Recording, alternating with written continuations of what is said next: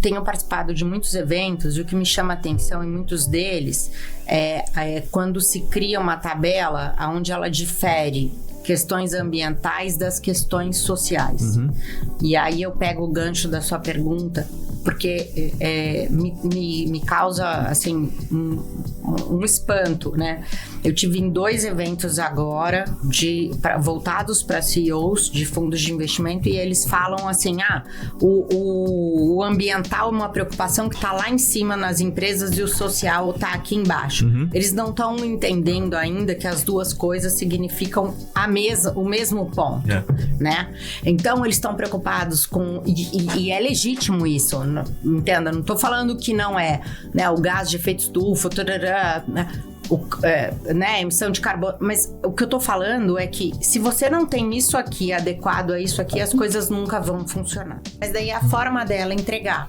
Qual é a forma dela entregar? A energia, o potencial e digo, a habilidade e a competência do profissional. Que eu que tô mais focada na questão da educação e no empreendedorismo, a gente verifica que o maior legado que a gente pode levar é a nossa história, aquilo que a gente sabe, é a habilidade que a gente teve, a competência que a gente teve e que eventualmente essas pessoas não tiveram a oportunidade de ter até aquele momento. Mas de repente, te ouvindo, ela consegue galgar aquilo para frente. Então, não é efetivamente o investimento financeiro ali. Eu acho que o maior investimento é o tempo. Sim. Sabe, a hora, é aquele profissional que você pegou e entregou para naquele momento ele levar para uma outra pessoa a história, a experiência. Acho que trabalho de mentoria é valiosíssimo. Sim. Mas precisa existir uma responsabilidade. A gente precisa convencer o empresariado e o cidadão, é isso que eu falo, o cidadão, de que ele precisa exercer alguma responsabilidade dentro daquele ambiente, naquela sociedade que a gente vive. Então eu insisto, né? Eu acho assim, a gente tem o cuidado de não deixar a torneira, por coisas simples que a gente faz na nossa casa, não deixar a torneira aberta e não deixar a luz acesa, a gente não tem determinados outros cuidados com a sociedade, com um amigo que tá aqui do lado que a gente tá vivendo. A gente não se sente responsável, né? A gente não se sente responsável. Né? Então é exatamente isso que eu não sei, eu não entendo assim como um eia-rima, mas eu entendo que a gente precisa criar uma legitimidade para criar uma legislação. E essa é a dificuldade até quando a gente vai colocar o simulado do Easy B3, por exemplo, para uma companhia para verificar qual que é a situação dela dentro do social.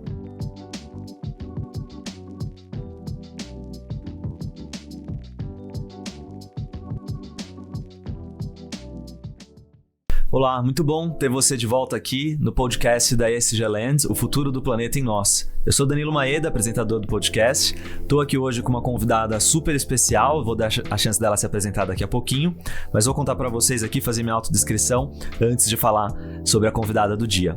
Eu sou uma pessoa branca, de ascendência asiática, tenho cabelos pretos, um pouco cacheados e estou hoje usando uma camisa cinza com bolinhas azuis. E a nossa convidada especial de hoje é a Bárbara Bueno, diretora executiva do Instituto Camargo Corrêa. Bárbara, muito prazer ter você aqui, obrigado por aceitar nosso convite.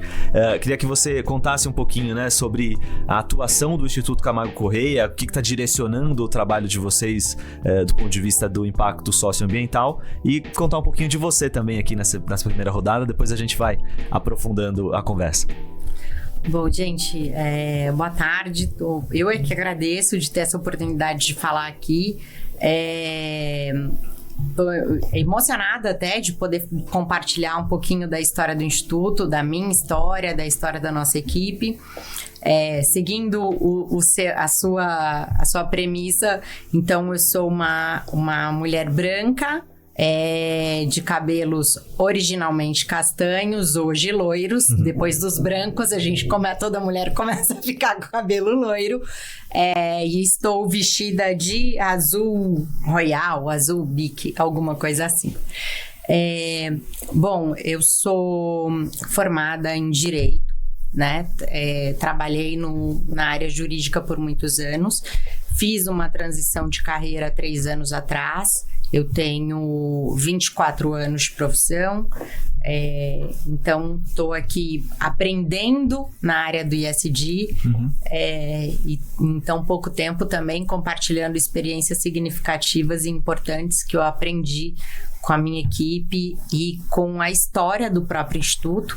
O Instituto, coincidentemente ou não, também tem os mesmos 23 anos de carreira que eu tenho. Então, estamos aqui com um propósito de transformar a sociedade e trazer para ela, na oportunidade que a gente tiver, um mundo mais justo e mais igualitário. Partindo do princípio que não fazemos nenhuma política pública, mas que a gente entende que as políticas públicas não são suficientes num Brasil tão grande e tão diverso. Então, cabe ao empresariado também participar. Então, esse acho que é, minimamente falando, assim, de uma forma muito sucinta, o nosso foco. Legal, muito bom. E aí, como é que do ponto de vista de linhas estratégicas, de linhas de ação propriamente, o Instituto Camargo Corrêa direciona o seu trabalho, tendo em vista que a premissa principal é essa, né, de ajudar a endereçar essas questões tão relevantes do desenvolvimento humano, por assim dizer, do nosso país. Quais são as linhas estratégicas? O Instituto, ele tem 23 anos de história, então 23 anos de vida, 23 anos de experiência. Claro que o ESG não era falado, mas ele existia em outras formas e em outras palavras, né? Então, o Instituto, ele sempre procurou trazer para a comunidade e os territórios onde tínhamos e temos unidades de negócio, as premissas que hoje a gente ouve no ESG, só que com outros verbos, né? Passados alguns anos, o Instituto sentiu a necessidade de se posicionar, mas muito voltado aos valores, né? E a missão que o grupo Camargo Corrêa, hoje o Portfólio Mover, tem como premissa. Então, há algum tempo atrás, a gente se reposicionou e enxergou, através dos acionistas, nós somos uma empresa de capital privado, um grupo de capital privado, capital fechado, como é que eles entendiam que o Brasil se tornaria um país melhor e como é que as pessoas poderiam se desenvolver. E em frente a tantas possibilidades e a tantas histórias e a tantas dores, porque a gente sabe que países emergentes, isso não significa deficientes, né? Significa crescentes, mas que países que precisam tanto, tem tantos poréns e tantas situações onde a gente pode estar, a gente identificou dentro dos valores do grupo e dos valores, daquilo que a gente entende que é premissa para a nossa sociedade atuar. Isso feito, e foi feito um trabalho dentro de um ano, com uma pesquisa muito robusta, não só com a família, mas também com a alta liderança e os profissionais, a gente entendeu que o importante era fazer aquilo que é base para o nosso país. E não dá para a gente fazer tudo, né? Eu acho que aí sou eu, Bárbara, falando, acho que é que nem médico, né? Você não tem médico que faça tudo, né? A gente precisava se adequar e se especializar em algumas coisas para ser excelente naquilo que a gente entrega. Perfeito. Então, a ideia foi seguir com a educação, considerando que isso é uma estratégia não só para as empresas, mas uma estratégia para o país. E é um programa que ele precisa ser feito a longo prazo. É difícil a gente conseguir consolidar, independente de que governo for, em 4 anos. Então, é uma história que o empresariado precisa atuar para apoiar e ajudar. Então, a educação foi primordialmente recomendado e definido. O empreendedorismo porque a gente entende que ele existe não só na capacidade de você colocar uma pessoa no mercado de trabalho, mas também de ajudar aquele que quer trabalhar com um negócio próprio, e isso se deu muito. Eu não gosto mais de vincular a pandemia, porque eu acho que, assim, eu sei que viveremos outras crises, mas aquilo passou, mas o fato é que a gente aprendeu muito com isso. Sim. Então, a gente aprendeu que a gente precisa apoiar aquelas pessoas que precisam trabalhar em seus pequenos territórios, ainda que aquele território seja a sua cozinha, a sua casa, o seu banheiro, e fazer as suas coisas. Isso é fundamental para a gente ter qualidade de vida e levar a economia para o nosso país. E, por fim, a infraestrutura digna, que é o core do nosso negócio. Sim. e que é uma deficiência que o poder público sozinho não consegue atingir. Né? Então, a gente está falando aí de água, esgoto, internet, tecnologia e, às vezes, até da própria estrutura física. Sim. Então, o Instituto trabalha nesses 3 pilares. Legal. Buscando não fazer filantropia e mal algum a nisso, e a gente faz em determinados casos pontuais. Mas a gente busca criar um legado que, se a gente eventualmente não estiver amanhã, essa pessoa levou aquilo para a vida inteira. Legal. Então, quando eu levo educação, mesmo que eu saia em determinado momento, aquela pessoa aprendeu. Então, cabe a ela levar aquele rumo. Então, são nesses 3 pilares que o Instituto tem buscado trabalhar nesses últimos 3 anos, e é assim que a gente vai buscar os próximos. Legal. É o que a gente entende. Boa. A gente pode elaborar um pouquinho sobre cada um deles agora, talvez? Começando pelo último, que quando você traz o tema da infraestrutura, me remete a uma preocupação que a gente tem visto muito frequente nos debates de mudanças climáticas, né? Que é a questão da resiliência da infraestrutura. Ou seja, já sabemos que teremos eventos climáticos extremos mais frequentes e mais graves conforme a gente não consegue reverter a tendência de emissão de gases de efeito estufa. O quão maduro você acha que está esse debate no Brasil, que é um país deficitário em infraestrutura, né? Ou seja, além da gente cobrir o déficit de infraestrutura, a gente ainda precisa fazer isso considerando a necessidade de reforçar a resiliência da infraestrutura já existente e construir a nova, também considerando esses mesmos aspectos. O quanto que o desafio está ficando maior por conta desse impacto das mudanças climáticas e do abismo social que a gente tem também no país? Eu acho que está ficando significativamente maior. E acho, honestamente, que a gente ainda não está preparado. Entenda-se, não está preparado dentro daquilo que é o ponto ótimo para a gente seguir nesse sentido. Eu tenho participado de muitos eventos e o que me chama a atenção em muitos deles é quando se cria uma tabela onde ela difere questões ambientais das questões sociais. E aí eu pego o gancho da sua pergunta, porque me causa assim um espanto, né? Eu tive em 2 eventos agora voltados para CEOs de fundos de investimento, e eles falam assim, o ambiental é uma preocupação que está lá em cima nas empresas e o social está aqui embaixo. Eles não estão entendendo ainda que as 2 coisas significam o mesmo ponto, né? Então, eles estão preocupados com... E é legítimo isso, entenda? Não estou falando que não é, né, o gás de efeito estufa, né, emissão de carbono, mas o que eu tô falando é que se você não tem isso aqui adequado a isso aqui, as coisas nunca vão funcionar. E as pessoas tentam diferenciar absolutamente o ambiental do social, e eu entendo, na minha modesta e humilde percepção de quem ainda está entrando no negócio, mas que eu estou muito, muito empolgada e muito empenhada nisso. E vendo nas experiências que a gente vem participando, não existe essa diferença. Não há como você falar de uma coisa sem falar de outra, né?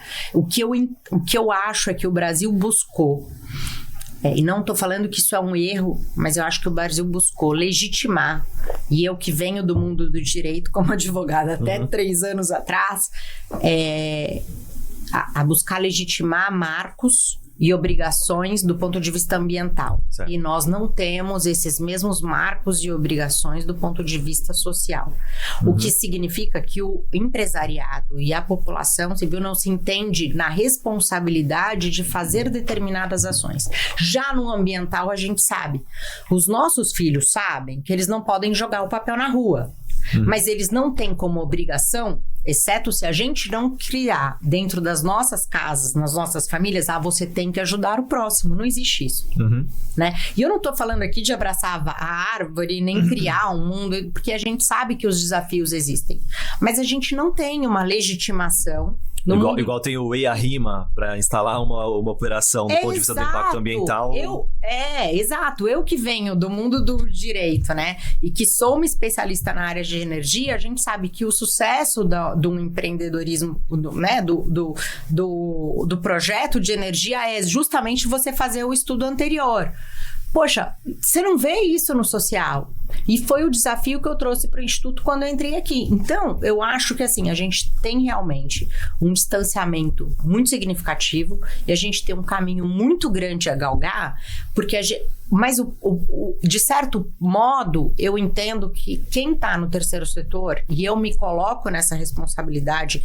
Aliás, mais do que isso, nessa obrigação, a gente precisa legitimar o trabalho que a gente faz. E o importante para isso é a gente criar resultados e criar obrigações, criar métricas onde a gente possa dizer, eu vou fazer isso aqui para entregar aquilo lá. E depois, a gente efetivamente apresentar esse resultado. E tudo bem se não der certo. Estamos aprendendo, né? O mundo está caminhando nesse sentido do social. Mas aí a gente muda a rota. Agora, o que eu acho é o seguinte. A gente precisa levar para o social. E aí eu acho que vale a pena pensar em regulamentação as mesmas responsabilidades que a gente criou para o ambiental em algum momento. Né? A comunidade está aqui, a gente entra numa comunidade, estabelece um projeto econômico, ele traz uma lucratividade ou não, mas daí está dentro da base daquilo que vocês... Então, a gente precisa também ter essa responsabilidade. Os estudos de EIA-RIMA, por exemplo, tem ali sempre um viés social, né? Um capítulo social. Acho que o seu ponto é de que isso poderia ser muito mais aprofundado e o tamanho da contrapartida deveria estar proporcional ao tamanho dos impactos dos negócios. Eu não digo nem o tamanho, né? Mas eu que venho do... Bom, eu que... Minha especialidade quando eu era advogada era justamente essa, né? De direito empresarial e de estabelecer esse cuidado nas regulamentações e nas negociações de contrato. E a gente, na época, no nosso grupo, chamava de conta 10, né? É uma coisa que você tem que contabilizar e verificar. Né? Então, assim, qual é o impacto que eu vou causar naquela sociedade no momento que eu entro? Sim. Mas hoje, eu até entendo que com os grandes projetos em extinção, e a gente sabe que eles possivelmente não existirão, essa regulamentação ela vai mudar de alguma forma. Eu não estou dizendo que precisa estabelecer uma obrigação, mas precisa existir uma responsabilidade. A gente precisa convencer o empresariado e o cidadão, é isso que eu falo, o cidadão, de que ele precisa exercer alguma responsabilidade dentro daquele ambiente, naquela sociedade que a gente vive. Então, eu insisto, né? Eu acho assim, a gente tem o cuidado de não deixar a torneira... Por coisas simples que a gente faz na nossa casa, não deixar a torneira aberta e não deixar a luz acesa, a gente não tem determinados outros cuidados com a sociedade, com um amigo que está aqui do lado que a gente está vivendo. A gente não se sente responsável, né? A gente não se sente responsável. Né? Então é exatamente isso que eu não sei, eu não entendo assim como um EIA-RIMA, mas eu entendo que a gente precisa criar uma legitimidade para criar uma legislação, e essa é a dificuldade até quando a gente vai colocar o simulado do Easy B3, por exemplo, para uma companhia para verificar qual que é a situação dela dentro do social, porque a pessoa fala assim, você vai verificar com a empresa, ela fala assim, não, mas isso aqui, eu não sou obrigado a fazer. Mas eu faço. Não, mas você faz nessa competência? Então, assim, e no ambiental ela faz. Mas por que ela faz? Porque existe uma legislação que exige. Você tem que fazer isso, você tem que fazer aquilo, você tem que fazer aquilo outro. Quando no social não existe, fica um pouco difícil. E até porque a tese que o próprio Agenda ESG traz de que vai valer a pena, muitas vezes vai valer a pena, mas demora um tempo até esse valor ser capturado, né? E aí, na tomada de decisão de quem precisa entregar resultado no trimestre, o que entrega resultado daqui 5, 10 anos não vai ser prioridade. Eu acho que essa preocupação é de não ser prioridade. Mas daí eu acho que a pessoa precisa, exatamente pensando no empresariado, precisa olhar num outro foco, né? E aí eu puxo o gancho um pouquinho para as ações sociais que trazem o voluntariado como vetor para isso. Legal. Né? A gente não precisa falar de ações sociais que significam um grande aporte financeiro ou um investimento na companhia. Não significa. E aí, de novo, embora, né, seja retórico, mas eu faço de novo puxo o gancho para a história do ambiental. Quando você fala para o seu profissional, poxa, sei lá, não fica imprimindo aquilo que não precisa e usa. Da mesma forma, você pode indicar a ele fazer uma ação social que significa simplesmente uma energia e um tempo, e não um investimento financeiro do empresariado da companhia. Então, existe muito a se fazer simplesmente com boa vontade, tempo e energia do profissional. Mas eu acho que isso precisa vir de um incentivo dentro da alta liderança.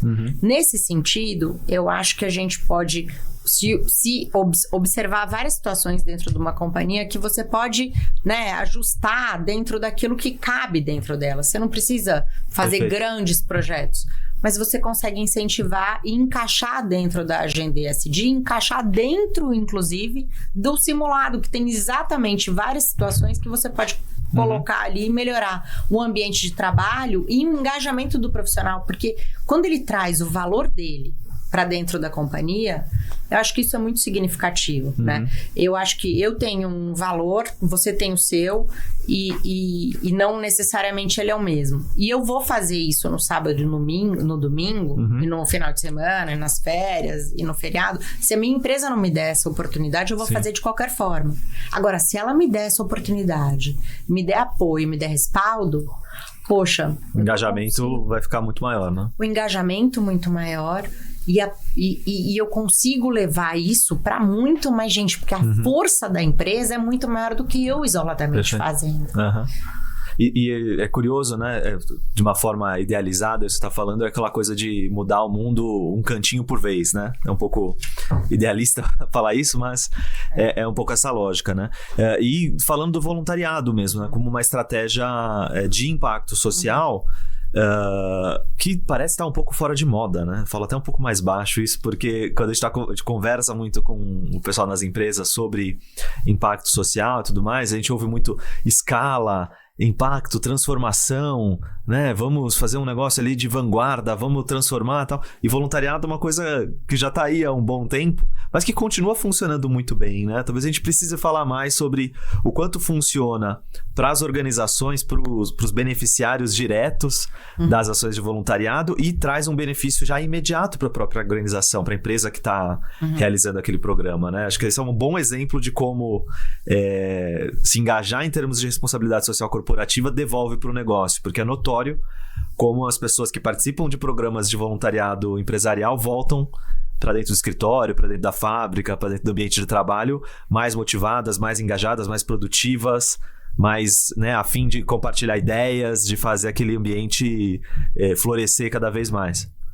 Maravilhoso ouvir você falar isso, me enche os olhos assim de alegria, porque realmente o voluntariado dentro do Instituto Camargo Corrêa e do grupo como um todo é a menina dos olhos, assim, sabe? Ele é o que a gente fala, é o vetor e é o efetivo Instituto Camargo Corrêa é formado pelos nossos voluntários. Legal. E ele vem crescendo de uma forma absurda, e aí eu te coloco o seguinte, né? Ele realmente teve um momento pós-pandemia, onde o pessoal não podia entrar dentro das comunidades e tudo mais, mas o fato é, a geração mudou, e a gente precisa acompanhar, né?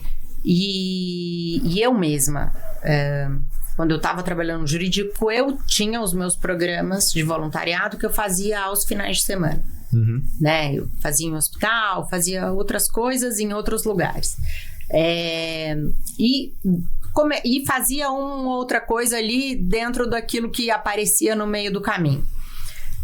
As pessoas têm valores, né? Seja ele qual for. E eu entendo que a pessoa, ela nasce com uma energia do bem, e honestamente é isso que ela tem que levar para as comunidades e para os lugares.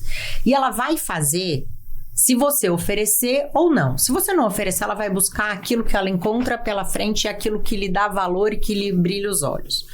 Se a empresa engajar isso, a gente consegue trazer um profissional feliz em dose dupla. Porque ele, além de estar indo trabalhar naquilo que potencialmente ele ama, porque idealmente falando, a gente tem que fazer aquilo que a gente gosta, ele está fazendo naquele mesmo ambiente, não só aquilo que ele gosta, para ganhar o pão, mas aquilo que ele gosta para entregar para o próximo. Então, o nosso incentivo ao voluntariado é justamente esse. É trazer as pessoas para que elas se sintam parte da organização e se sintam ouvidas. Então, dentro do nosso programa de voluntariado, a gente, claro, tem os nossos programas e aí você se inscreve e segue aquilo que está originalmente proposto dentro desses 3 pilares, educação, empreendedorismo e infraestrutura digna, mas você tem a oportunidade de dizer, por exemplo, eu quero trabalhar num hospital. É isso que me move, é esse o meu propósito de vida, essa é a minha missão, é isso que eu quero fazer. Tá bom, eu vou te ajudar. Porque senão você vai fazer por fora e talvez você não tenha um apoio talvez você ou acabe um respaldo. Tem gente que tem a boa vontade, não sabe escolher aonde fazer, como, acaba entrando em roubada, né? Também. É isso, é exatamente isso. Então a nossa função é apoiar o profissional para que ele una, porque eu acho que hoje em dia essa história do profissional e do pessoal serem coisas apartadas não existe mais. A nossa vida é uma só, a gente passa 8 horas no nosso trabalho e a gente é a segunda família e se a gente não colocar o nosso propósito, nosso valor pessoal, até nossa religião ali dentro, a gente não consegue vivenciar 2 histórias ao mesmo tempo. Então a nossa ideia é que o voluntariado aconteça de forma que a gente possa levar a nossa experiência para o profissional, ajudar ele a fazer aquilo que ele quer e que ele entende que faz bem para o próximo. Claro, a gente vai tomar todos os cuidados para aquilo que seja assertivo e que seja, tenha todos os critérios importantes avaliados. Mas essa é a ideia. Então, diante disso, a gente criou um programa de voluntariado muito estruturado. Então, a gente tem uma cartilha, a gente tem um cursinho onde o voluntariado faz, ele assina um termo e a gente organiza todas as formas para que ele possa exercer aquilo que ele pretende dentro daquilo que é valor pessoal e dentro daquilo que é valor para a empresa. Especialmente falando de um grupo que é um grupo de capital fechado e familiar. Então, a gente vai organizando isso de forma que a gente consiga, de uma forma transversal, aumentar ainda mais o engajamento. É muito interessante verificar, e aí corporativamente falando, não falando no beneficiário, né? Não falando no beneficiário, mas falando internamente, como que isso gera engajamento, sensação de pertencimento, entrega, cumprimento de meta. É absolutamente significativo. A gente teve, para um exemplo, assim, para você ter uma ideia, a gente tem um programa como fala quando profissionais que acabaram de entrar no mercado de trabalho, trainee. E a gente abriu as vagas e foi um processo assim muito grande, muito longo, com muitos participantes. Quando a gente chegou no final e decidimos quem seriam os trainees em todas as empresas, tá? Um programa único dentro do grupo. Todos os trainees, a gente chegou ali com a proposta de emprego. Olha, então você passou no programa tal, você vai ser engenheiro na empresa tal. Todos eles perguntaram: tem programa de voluntariado? Olha só. Absolutamente. Mas sim, eu participei dessa etapa, então eu posso dizer eu como pessoa. Sim. Absolutamente todos eles. E você via que isso é um valor. Então, hoje em dia, eu até falei isso numa entrevista, isso não significa, o salário, exatamente para essa geração é primordial, que são os grandes talentos e é ali que a gente tem que investir. Não significa só o salário que você vai colocar, os benefícios que vai colocar, se é home office, se não é. É assim, eu posso exercer aquilo que é valor e que é importante para mim enquanto pessoa. Você tem um espaço para eu fazer isso? Isso é fundamental, né? Perfeito. E isso, como é que isso está se traduzindo em termos de indicadores? Porque eu quero saber, por exemplo, a taxa de participação das pessoas aí dentro do grupo nos programas de voluntariado, ela tem sido satisfatória? Porque uma outra coisa que eu ouço muito por aí é as pessoas dizerem que, poxa, por um lado você tem uma geração mais engajada, mais desejosa de viver as suas causas dentro do ambiente de trabalho, mas que também talvez seja... Não que eu acredite nisso, mas a gente ouve, né? A questão, poxa, talvez na hora de pôr a mão na massa não aparece, né? Falta a disposição para se engajar de fato, para além do discurso. Como é que na prática está se dando ali a parte de participação, de engajamento, de ativamente fazer parte do programa, né? Olha... É uma resposta fácil para te dar, porque essa semana a gente estava fazendo uma apuração de resultados dos programas do Instituto. Do ano passado para cá, a gente aumentou, a nossa meta era aumentar 100%, era dobrar. A gente aumentou 232% o número de voluntários inscritos. Nossa. Então, eu acho que isso denota de forma muito pragmática a importância de exercer os valores pessoais e de levar o bem ao próximo e de se sentir numa situação de pertencimento e sentir que a empresa tem os mesmos valores pessoais que você. Eu acho que esse resultado é um excelente ponto de prova para essa tese, né? A gente está muito satisfeito com isso. A gente, assim, satisfeito não. A gente não está satisfeito, porque pro ano que vem a gente quer melhorar ainda mais.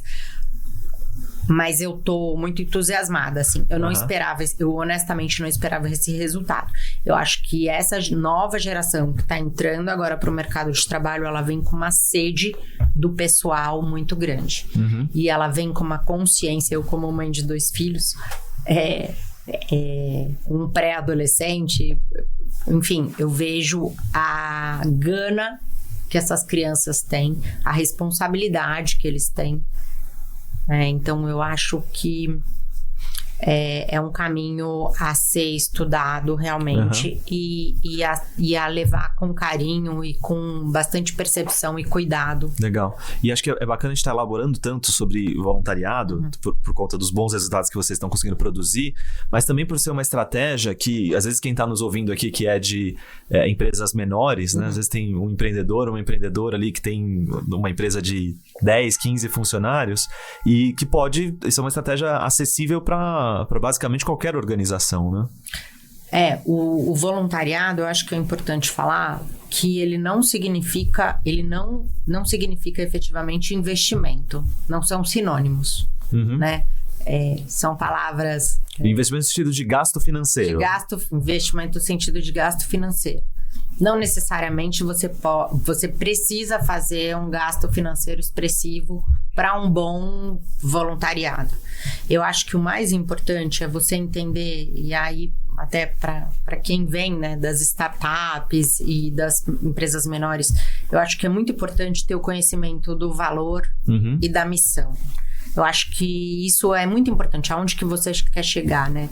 Eu insisto muito para as empresas, para os institutos e sou muito chata, meu time sabe internamente que a credibilidade do nosso trabalho está necessariamente ligada à nossa responsabilidade com o impacto que a gente causa, e esse impacto precisa estar formalizado e ele tem que ser muito objetivo e muito claro, através de métricas muito claras. Então, acho que o primeiro ponto para uma empresa pequena, para uma startup, para uma ME, é perceber aonde que ela quer chegar. O que você quer fazer? E daí você levar isso para aqueles 3, 4 profissionais que você está trabalhando, entendeu? Se a gente quer, sei lá, formar 4 jovens, Poxa, como é que a gente vai fazer? Somos 4 pessoas, então você cuida de um, eu cuido de outro, ele cuida de um, ele cuida de outro. Então tá, como é que a gente vai fazer isso? É trabalhar de trás pra frente. Sim. Não de, entendeu? Eu acho que o grande desafio é isso. E eu acho que é onde é o déficit que a gente tem. As pessoas normalmente criam o projeto social, ou a ação social, ou a filantropia, sem saber onde que ela quer chegar. Sim. Né? Vamos doar? Não, mas peraí, para. O que você quer? Você quer, né? Você quer encaixar o quê? E daí você vem de trás para frente, né? Isso é muito fácil, mas isso, eu digo, não requer necessariamente dinheiro, mas requer boa vontade. E um exercício sério de reflexão, de planejamento, né? E horas.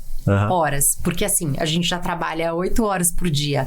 A gente, para fazer voluntariado, você tem que encaixar alguma coisa ali. E aí as empresas precisam colocar o seguinte: se elas efetivamente querem, e aí fica o recado para as startups e para as empresas que estão começando, não adianta você falar para o seu funcionário, não, então você faz isso na sua hora do almoço, à noite ou no final de semana. Não. Sim. A sua entrega é entregar algumas horas daquele profissional. Perfeito. Porque senão não é um voluntário corporativo, né? Senão não é inventário corporativo. Então eu acho assim... A empresa também precisa entregar alguma coisa. Você entende? Mas daí a forma dela entregar. Qual é a forma dela entregar? É a energia, o potencial... E digo, a habilidade e a competência do profissional. Eu que tô mais focada na questão da educação e no empreendedorismo, a gente verifica que o maior o legado que a gente pode levar é a nossa história, aquilo que a gente sabe, é a habilidade que a gente teve, a competência que a gente teve e que eventualmente essas pessoas não tiveram a oportunidade de ter até aquele momento. Mas de repente, te ouvindo, ela consegue galgar aquilo para frente. Então, não é efetivamente o investimento financeiro ali. Eu acho que o maior investimento é o tempo. Sim. Sabe? É a hora. É aquele profissional que você pegou e entregou para naquele momento ele levar para uma outra pessoa. A história, a experiência. Acho que o trabalho de mentoria é valiosíssimo. Sim. Sim, porque ele vai além da hora em si, né? Ela é uma hora que se multiplica depois por conta do conhecimento compartilhado. Exato. Muito bom. Legal. Queria que você aqui, a gente tem mais uns 15 minutinhos, um pouco menos do que isso até, na verdade. Você falou das 3 linhas de atuação principais do Instituto, né? Me conta um pouquinho, só pra gente ter um exemplo prático, uma coisa tangível, de projetos que se destacam, né? Ou que você acha que são bons exemplos de como vocês materializam a intenção, a teoria da mudança do Instituto para cada uma dessas 3 vertentes de atuação, né? A questão da educação, do empreendedorismo e da infraestrutura. Tá. Muitas vezes a educação e empreendedorismo, a gente tem percebido nos últimos tempos que a educação e o empreendedorismo eles se coligam em determinados projetos, né?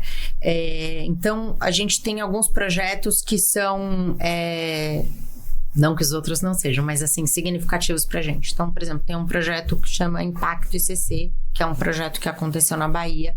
Esses projetos usualmente, não necessariamente, são escolhidos onde alguma das empresas do grupo tem unidade de negócio. Perfeito. Ele foi escolhido na Bahia, num local de alta vulnerabilidade. E a ideia do projeto era fomentar, né, incubar e acelerar startups, até junta com a pergunta anterior, e de forma que elas pudessem crescer e viver, né, de forma sustentável e perene, né? Todos os nossos projetos, eles têm foco em sustentabilidade e perenidade. Como eu falei no início, né? A ideia é que a gente quer levar conhecimento para que eles vivam e se eternizem, né? Então, esse projeto, por exemplo, a gente estabeleceu algumas startups dessa região com foco em acelerar a economia dessa região de Salvador, que é uma região absolutamente vulnerável, e foram startups que a gente fez um programa E aí entra a parte da educação, né? Com foco em aulas em empreendedorismo, marketing, comunicação, financeiro, contabilidade, controlador, de forma que eles pudessem estruturar essas empresas formalmente, né? E se preparar para que a empresa dure, né? E se preparar para essa aqui, exatamente, para que ela dure, para fazer o marketing, para que ela seja sustentável. E é aquela questão difícil, né? Fluxo de caixa, lucro, como é que eu faço, como é que eu precifico, como é que não e tudo mais.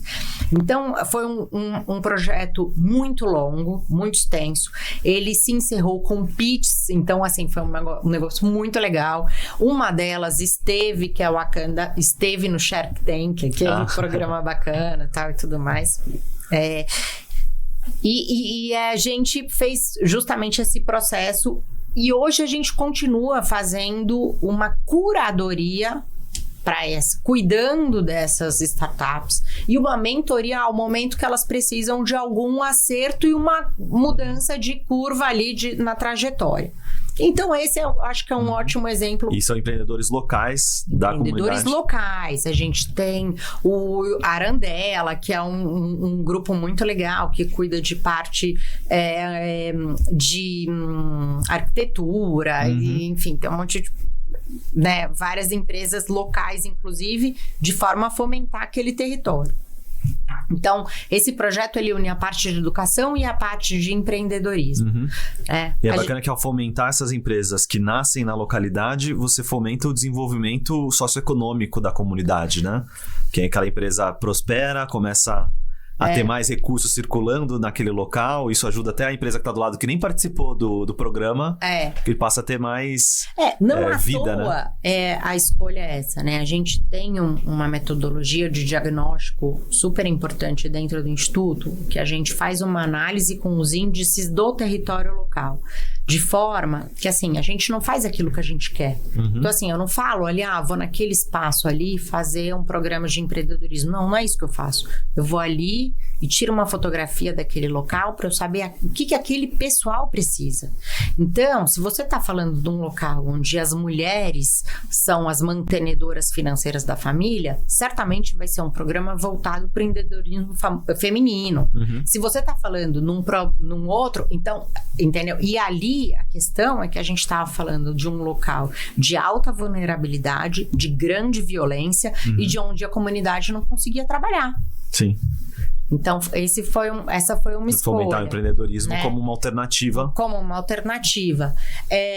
Em outras situações, como a gente teve aqui em São Paulo, próximo da Represa Billings, a gente fez um outro projeto que aí é a questão de infraestrutura digna, que eles não tinham água potável. Então, a gente fez um projeto de infraestrutura de forma que a gente pudesse auxiliar aquelas famílias a ter água limpa. E outra, eles tinham também dificuldade financeiras. Então, o que a gente fez?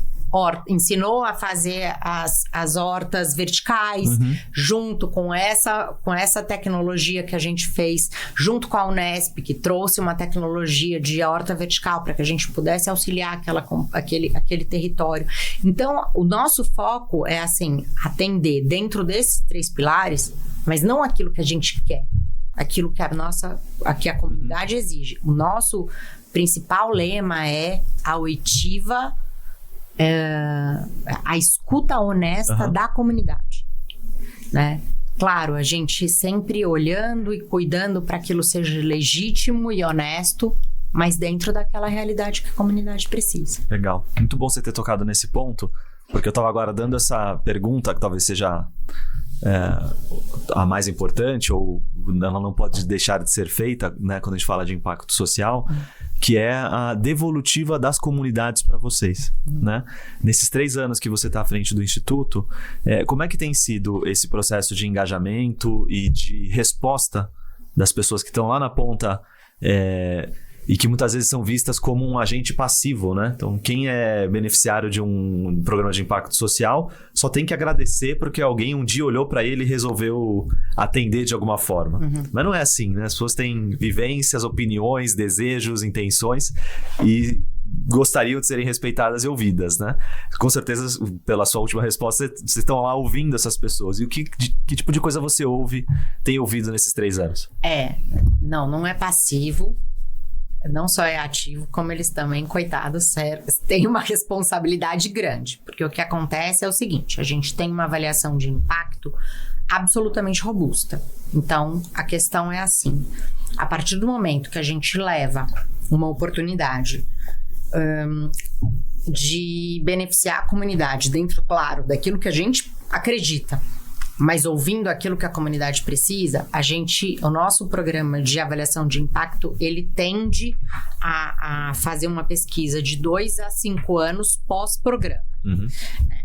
Então, determinadas, não esses exatamente que eu te citei, mas em determinados programas que a gente tem de empreendedorismo, principalmente para pequenas empresas, MEs e tudo mais, ou até empreendedores informais, a gente fica por 5 anos, de 6 em 6 meses, voltando para saber como é que está a situação da empresa. E aí, a gente corrige a rota nesse sentido. Então, a gente volta para ver como é que está a sua situação, como é que está seu balanço, seu fluxo de caixa, como é que está... E a gente ajusta. Alguns projetos que a gente tem, eles são obrigados, inclusive, a fazer esses relatórios semestrais. E tem que enviar para a gente. E de tempos em tempos, a gente vai lá, a equipe do Instituto vai lá, faz essa análise. A gente tem um questionário já pré-elaborado para isso. A gente tem um projeto em Santa Catarina... que a gente segue acompanhando os empreendedores, são empreendedores na Mata Atlântica, e a gente tem a obrigação, pelo próprio projeto, de seguir esse acompanhamento de tempos em tempos e verificar se eles estão fazendo aquele planejamento que a gente orientou nas nossas aulas, e se eles não estiverem, a gente tem que ajudar nessa curadoria, fazendo mentoria para que eles sigam e garantam o objetivo combinado. Então, assim, a gente segue esse propósito e o beneficiário também tem as obrigações de seguir aquele. Porque o que a gente quer é que depois de 5 anos, eles cresçam não é que a gente não estará, mas sem necessariamente ter esse respaldo, porque eles já andaram com as próprias pernas. Sim. É aquela história do peixe, né? Não entregar o peixe, mas ensinar a pescar. E reduzindo a relação de dependência ao longo do tempo, né? Eu acho mais autônomo. Eu acho que no final das contas, tudo bem que a gente fala, né, em educação, empreendedorismo, infraestrutura digna, mas tudo tá na área de formação. Seja da formação da pessoa, seja da formação educacional, né? É da formação, é ajudar com que aquela pessoa estabeleça, através das próprias habilidades, as competências que ela precisa que ela já tem, mas que ela só precisa, né, eventualmente angariar ali com uma ajuda ou outra. Então, acho que esse é o propósito. Legal, sabe? Ótimo. Acho que de uma forma resumida, a gente pode falar tanto na ótica das pessoas atendidas pelo Instituto, dos voluntários e de quem toca o Instituto, né? Você e sua equipe. A gente está falando de agentes que não só não são passivos, como também não são meramente agentes ativos, mas são protagonistas de um processo de impacto social, né? Sim, espero. Muito bom. Bárbara, quero te agradecer muito pela participação. Agradecer a você também que está nos assistindo. Então, esse foi mais um episódio do podcast ESG Land, hoje com a Bárbara Bueno, diretora executiva do Instituto Camargo Corrêa Infra. Acompanhe a gente para os próximos episódios. Eu sou Danilo Maeda. Até mais. Muito bom ter você conosco.